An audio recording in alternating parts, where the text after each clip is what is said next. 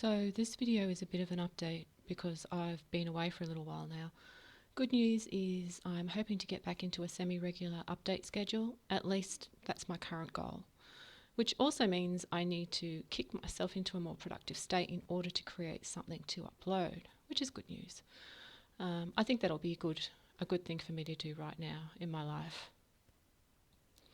So as to what's been happening, well, on the 3rd of March, I had to say goodbye to Jonesy, my cat whom I've had with me for about 18 or 19 years.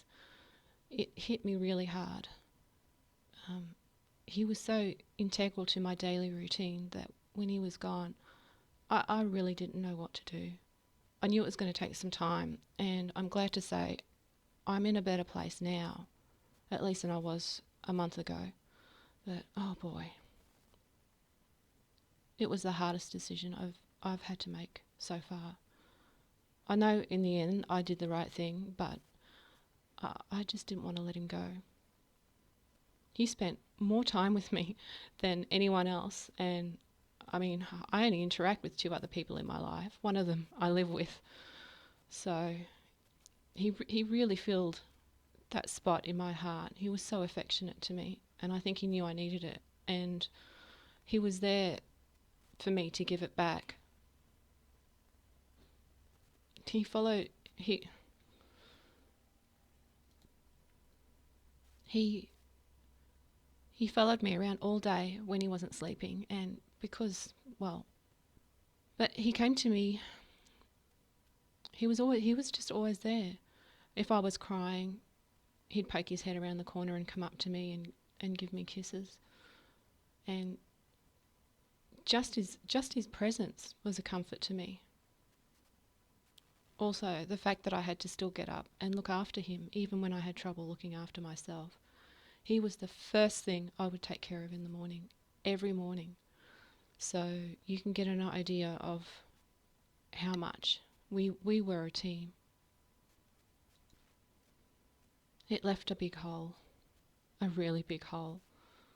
And the first morning after, when I realised I didn't have to get up and feed and greet him like I normally do, tell him how good he was, well, I just stayed in bed, and I guess I stayed there for a few days. There's more I want to say, but it's still a little hard to look back on. But I wrote in my diary for every day for a few weeks afterwards, just to get my grief onto paper. But I haven't gone back to see what I wrote yet. I hope to do that soon. I'm just not ready for that. I think to read that raw emotion at the moment would just be too hard. And as for now, I'm getting back into the practice of drawing, pencil and paper at the moment, as that's always been the lowest barrier of entry to me.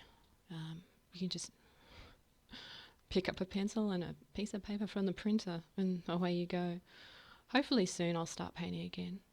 I'm having trouble with patience and motivation to set up larger projects, so I'm currently exploring ways to help with this. It's something that's, I think at the moment, is holding me back. The biggest issue, well, one of the biggest issues holding me back. Well, hopefully by working on it, this will help lead me into paintings and projects with a larger setup and clean up times. That's seems to be a bit of a deterrent. I don't like to clean up after myself, especially with paints. Well, my goal for the future is to get back into sketching, some inking and painting. Those are probably the 3 things I mainly do. I tried oil pastels, but I've got them there, so I like to try lots of different things, so perhaps in the future you'll see a little bit of everything. I also like to write, so I might explore that in some way as well. I'm not sure how, but we'll see. And as for YouTube, I want to upload at least once a week, and when I'm feeling more comfortable in setting up for the videos.